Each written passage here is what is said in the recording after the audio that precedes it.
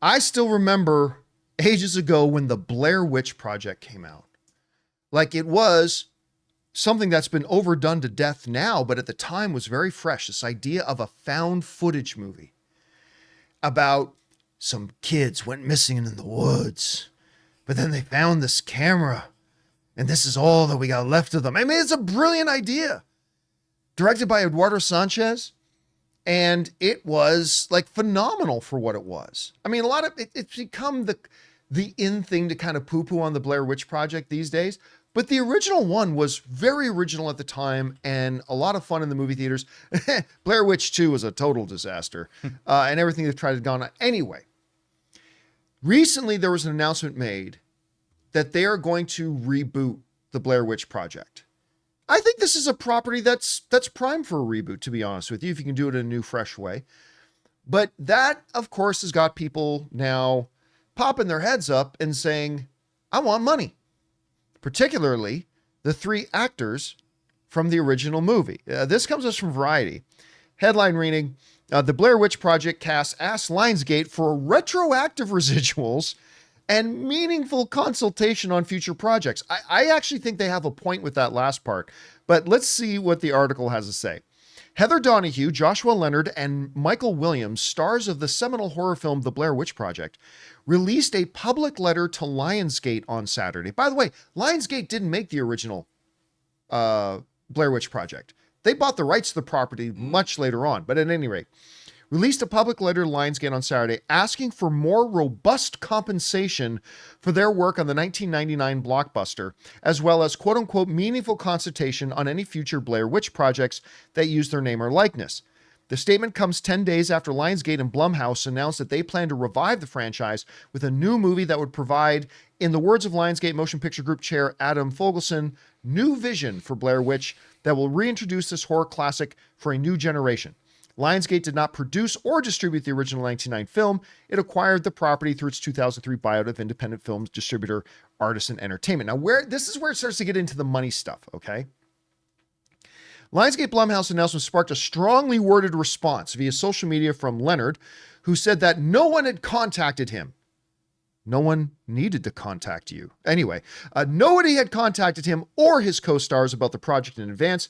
At this point, it's 25 years of disrespect from the folks who've pocketed the lion's share, pun intended, of the profits from our work, and that feels both icky and classless. Leonard said that the actors who shot and improvised the independent movie roughly over a week, they worked for a week on this movie, roughly a week on a shoestring budget using their real names for their characters, each made $300,000 from a buyout of their ownership points on the film, which went on to gross $248 million worldwide. In 2002, the actors sued Artisan Entertainment for using their names and likeness in the studio's 2000 sequel, The Book of Shadows, Blair Witch 2, which was horrible. Okay. I always worry about getting myself in trouble, because I have a lot of friends who are actors, and I always worry about getting myself in trouble with them. But most of my actor friends say I usually treat this fairly. But I have some thoughts. Probably won't be popular ones, but I have thoughts nonetheless. What entitles these three individuals, who, by the way, I really liked in Blair Witch, very much, but you, as unknown actors, you got a gig to go be in this little film that nobody in the world knew was going to blow up. Like, nobody in the world, shooting this over the course of 1 week, shooting on a Sony, Jonathan, you'll appreciate this, a Sony VX1000 mini DV tape camera. You bring that into the woods, you crazy? You're nuts? You know how expensive those cameras were at that time? That was the first semi-pro camera I ever owned, the little Sony VX1000 with the mini DV tapes. Almost kind of like prosumer, you know? Yes, absolutely prosumer. Yeah. But I remember I had that and I saw that they used that in the movie. Like, wow, the Sony VX1000. Anyway.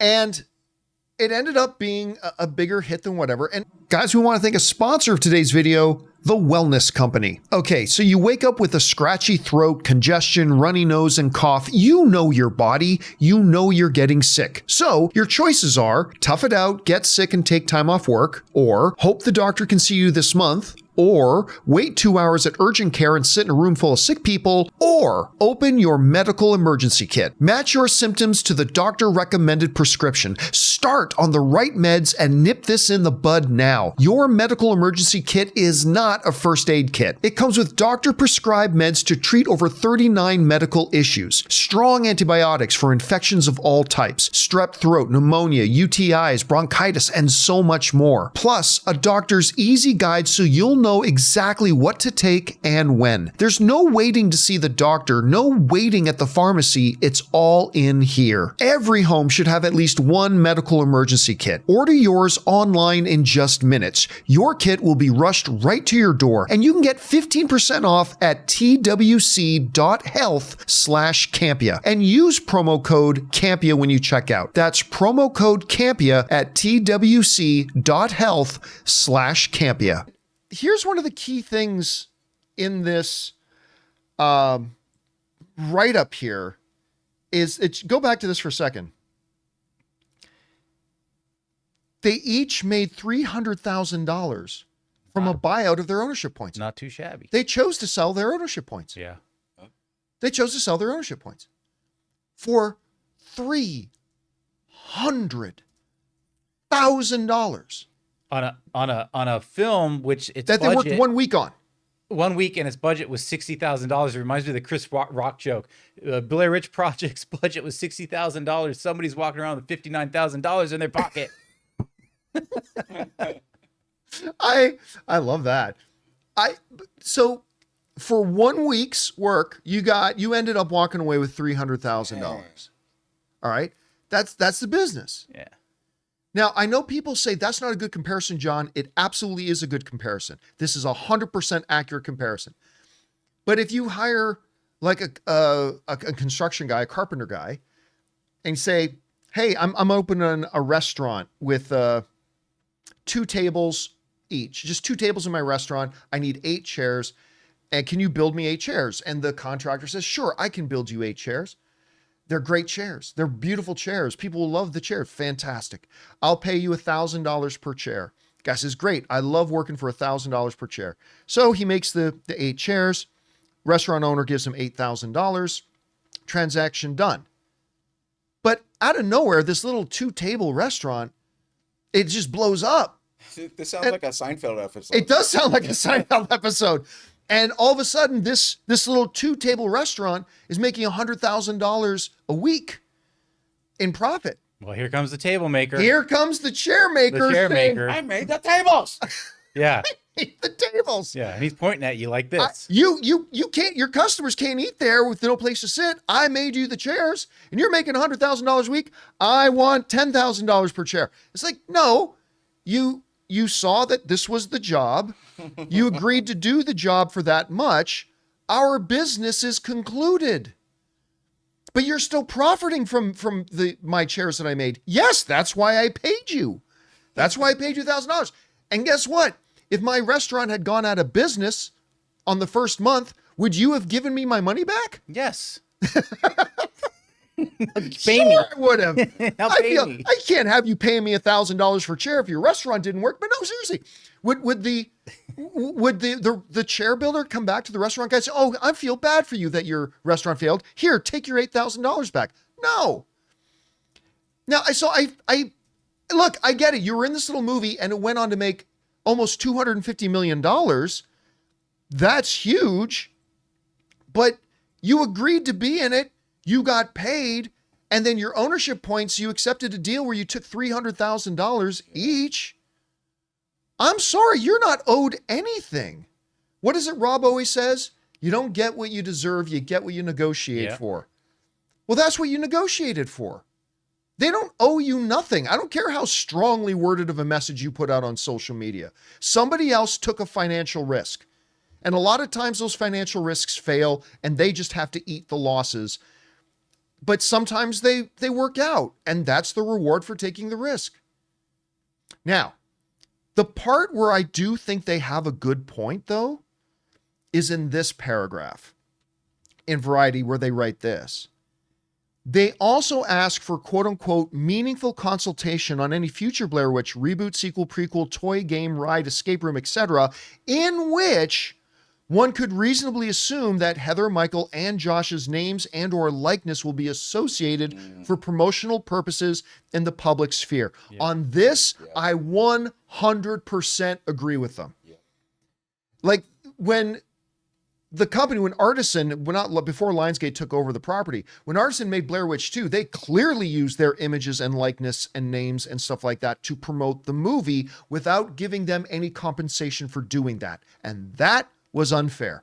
Yep. And I think it's totally reasonable that if Lionsgate, and Lionsgate isn't saying that they will, but all they're saying is if Lionsgate decides to use our image to promote and market future installments of Blair Witch, we're just asking that we be consulted and have some negotiating power to be compensated for that. That is 100% fair. Yep. And that is something, I'll go one step further. It's something that Lionsgate probably should have been responsible to reach out to these actors first and say, hey, we're going to do a new thing. We might want to use your image and stuff like that in some of the promotion. They should have probably preemptively reached out to these people for that. So on that part, I think they're totally right and totally fair. I just don't agree with them at all that they deserve more compensation. You did 1 week's worth of work. You were 3 actors who nobody had ever heard of. You ended up making $300,000 for 1 week of work. And that's what you negotiated. Yeah. If they negotiated producer rights or ownership rights and they didn't get their money, I'd be like, dude, come on, you're giving these people. Yeah, if this was a case of, hey, like the Scarlett Johansson case against Disney, if this was a situation where these actors said, hey, we had a deal and you're not following through on the deal, that's totally different. Because that was the situation with Scarlett Johansson against Disney. They had a contract. Yeah. Right? She had terms in the contract that Disney was forfeiting on and not paying her money. And that's totally understandable. That wasn't the case here. So I don't know. I mean, I hope this resolves itself in a way that everybody ends up happy. But I mean, I don't know. Whenever money's being made, there's always somebody who thinks they're owed some of it. But anyway, guys, question is for you. What do you think about this particular story? Do you think that the actors in the original Blair Witch deserve more money? Do you believe that Lionsgate owes it to them if they use their image and for promotional purposes of their new franchise, that they should include some discussions with those original actors? Maybe you don't agree with that. Whatever you guys think, jump down into the comment section below and let us know your thoughts. Hey guys, thanks so much for watching this video. Make sure you like the video, leave a comment, and subscribe to our channel. And don't forget, we have a daily podcast called the John Campea Show podcast, available on Apple Podcasts, Spotify, or your favorite podcasting app of choice. Go and subscribe to it today so it'll be there when you need it.